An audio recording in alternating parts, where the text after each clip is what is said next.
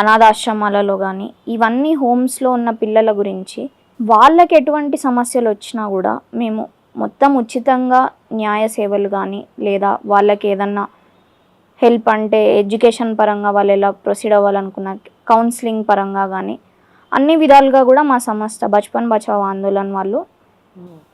సహాయం అందించడం జరుగుతుంది. అయితే మీరు ఏదైతే అనాథాశ్రమాలు హోమ్స్ ఇవన్నీ ఉంటాయో ఇవన్నీ కూడా కొన్ని స్టాండర్డ్స్ ఉంటాయన్నమాట. మన జువినైల్ చట్టాల ప్రకారము ఇంకా చైల్డ్ వెల్ఫేర్ రిలేటెడ్ చట్టాల ప్రకారం national commission for protection of child rights NCPC వారు, అట్లనే మన state commission for protection of child rights వీళ్ళ త్రూ అండ్ హైకోర్టులో జువినైల్ జస్టిస్ కమిటీ అని ఒకటి, ఇలా చాలా కమిటీస్ ఫామ్ చేసి ఈ హోమ్స్లో కూడా నెసెసరీ సేఫ్టీ మెజర్స్